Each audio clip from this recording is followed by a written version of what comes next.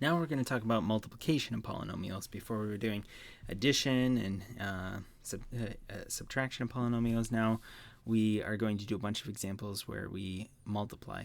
And we already actually have quite a lot of practice with this. It's very similar techniques.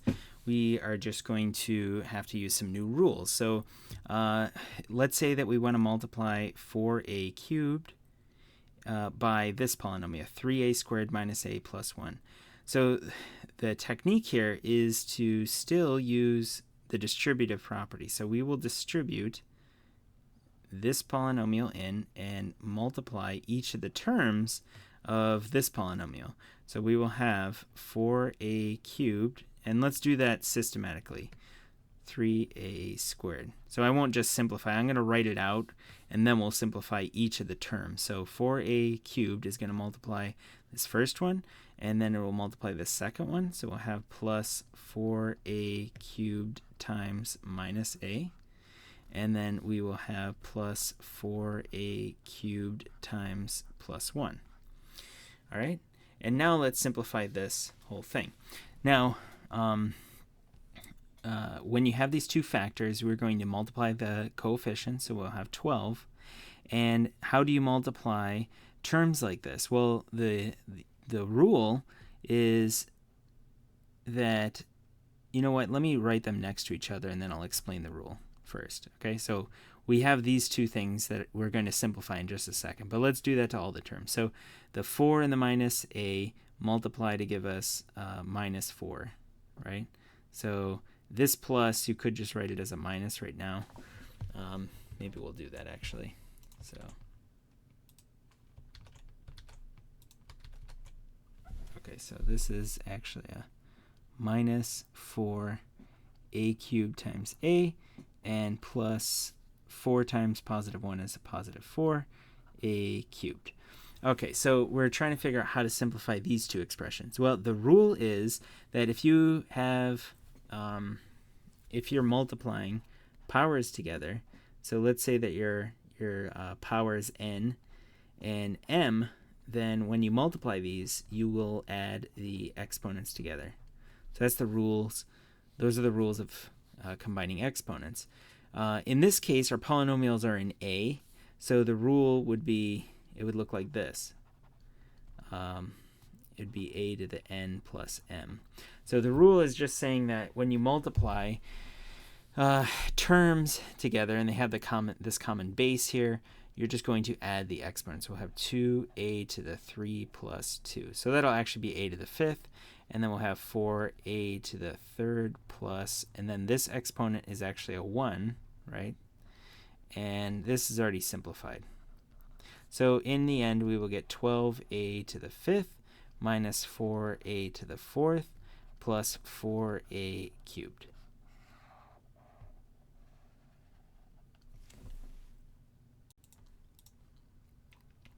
Now let's multiply these two. So we have a plus b times a squared minus ab plus b squared. So how do we do this multiplication? So the original technique, and we have actually seen examples like this before, is to again just use the distributive property. All right, so let's do that and see what we get. So we would have a plus b times a squared, and then we will have plus a plus b times ab. If you want, you can actually put these factors afterwards. So if it's a little confusing how I'm writing this, you could write this. You could write minus ab times a plus b. Right? So the a plus b, it doesn't actually matter what side you put that on because the multiplication is commutative, but if it's easier for you to see this distributive property, you could always write it on the right side. Okay. So then what? Well, we would have to distribute in these terms. So the a squared gets distributed, and the minus ab gets distributed, and then the b squared would get distributed. Okay, so distributing in the a squared, you will have a squared times a, and you will add those exponents together. So you will have a cubed, right? And then you'll have plus a squared b. And then this minus ab gets distributed, and you have minus a squared b, right? Because you have two of the a's, so you have a squared. And then you will have minus a, and now you have two of the b's, so b squared. And then the b squared gets distributed, so b squared a plus b, and then now you'll have three of them, right? B squared times b to the 1, you add those exponents, you have b cubed, right?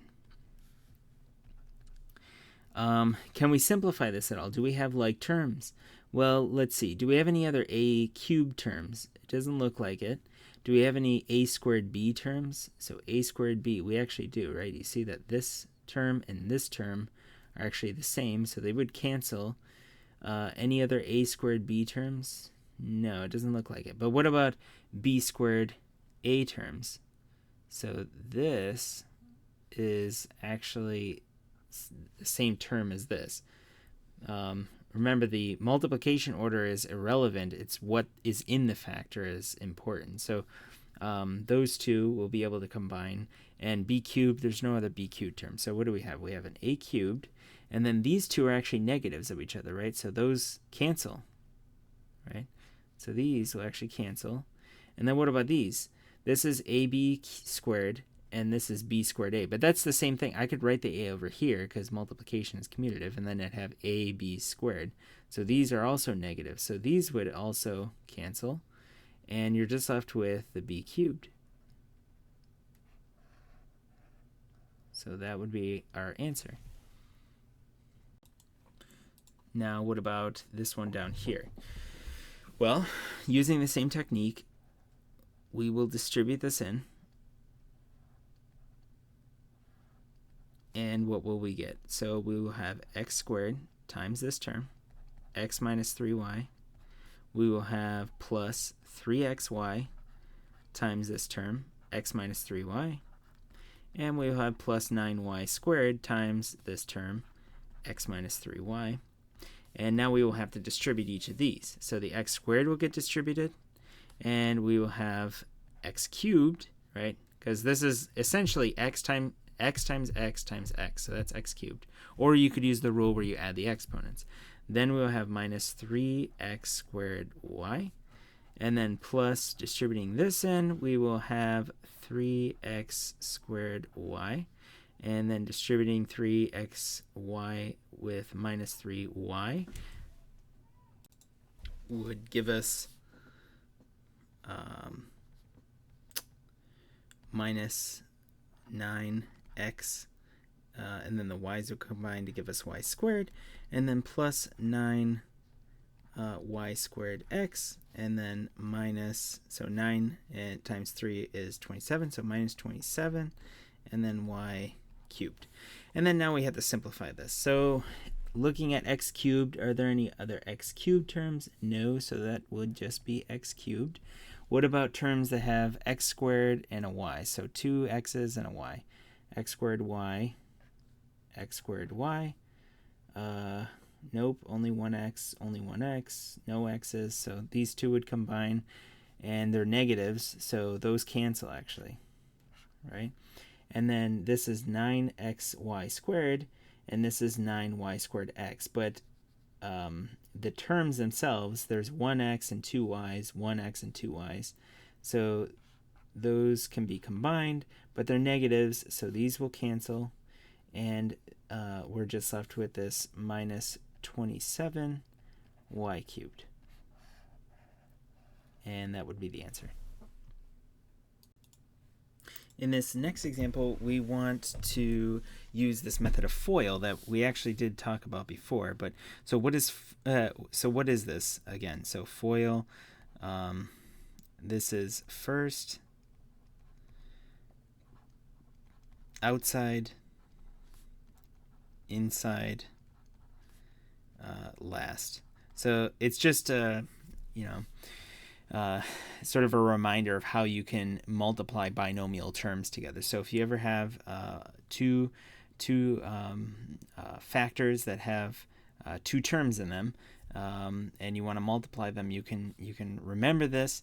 And the procedure is as follows. So the first multiplication would be to do x times x. That would be first, the outside term would be x times negative 3 because these are the outside terms. The inside would be 2 times x, and then the last two, because of the last two terms, would be 2 times negative 3. So again, so first x times x would be, that would be your f. First outside would be x times negative 3.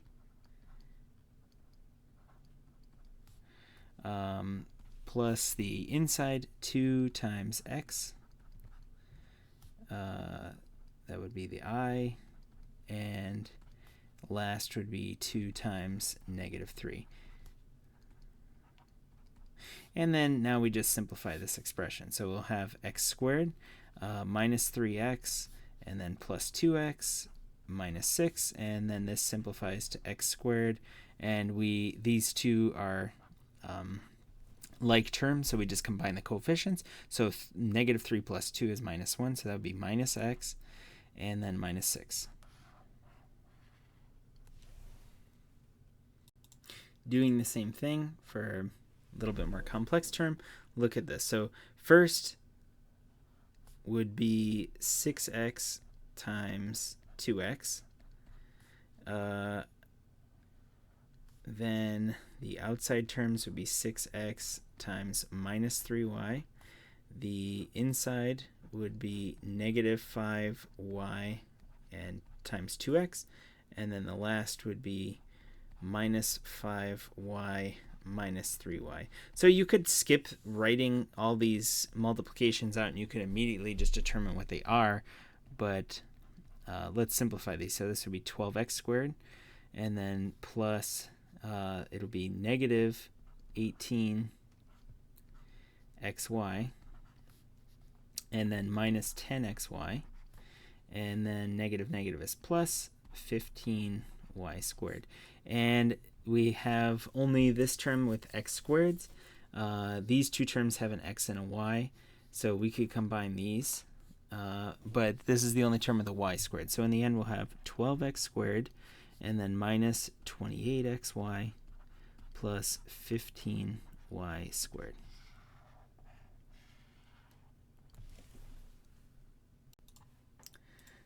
Similarly for this next example, first two terms, maybe we could just try to multiply them instead of writing them out. So if you want to write out the terms like we did up here, you can do that, but let's just try to do the multiplication out now that we're a little bit used to this. So 5a times 2a would be 10a squared. The outside terms, 5a times positive 1 would be plus 5a. Negative 4 times 2a would be minus 8a, and then negative 4 times positive 1 would be minus 4. And the only simplification that we can do is these two terms have a's in them, so we would have 10a squared, and then that would be minus 3a minus 4.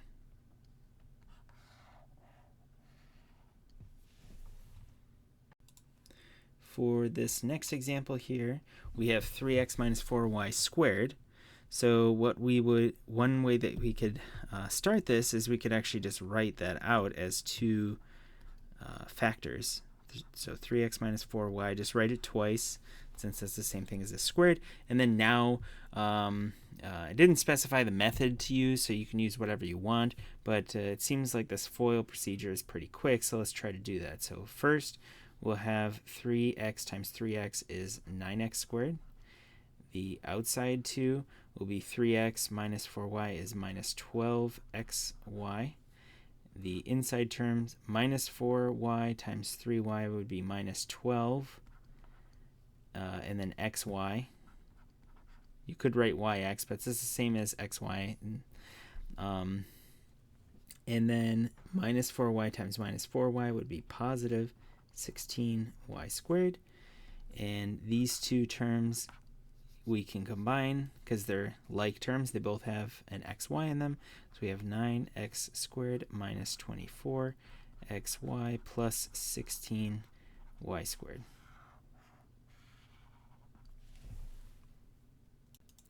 So for this term, what should we do? So we have 5r squared minus 2s, 5r squared plus 2s.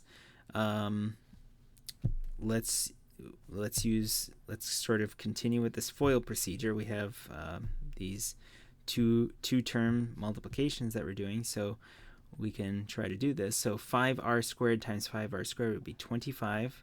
R squared is rr. So if I'm multiplying those, I'm going to have 4 of them, right? So r to the 4th. And the outside, we will have plus 10, r squared s. And then the inside, we will have minus 10. And we also have r squared s. If you write s r squared, that's still going to be the same term. I'm just writing it so it's consistent. And then this multiplication, we will have minus 4s squared, right? And then we can combine these two. So we'll have 25r to the 4th, and then they are actually opposites, so those are going to cancel, and we're just left with minus 4s squared.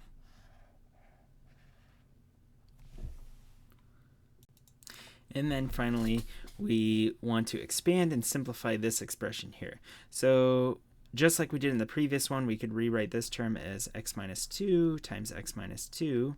So then we could do the foiling, but let's just continue to keep rewriting. 3x minus 2 minus 10. Okay, so for this, we will FOIL. And then what are we going to do for this one? So let's FOIL this. And then this one, we will just do a normal distributive property, okay? So maybe let me rewrite the thing before doing FOIL, and we'll FOIL it. But here we will have a minus 3x and then a plus 6 after distributing minus 3. And then we'll have the minus 10. Okay, so now let's FOIL. So we'll have the first two will be x squared.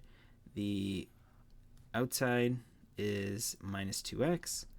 Inside is minus 2x, and then the last two terms, minus 2 gives us plus 4, minus 3x, plus 6, minus 10, and then now we have a bunch of terms that we're going to combine. This is the only one with x squared, but this has an x, this has an x, this has an x.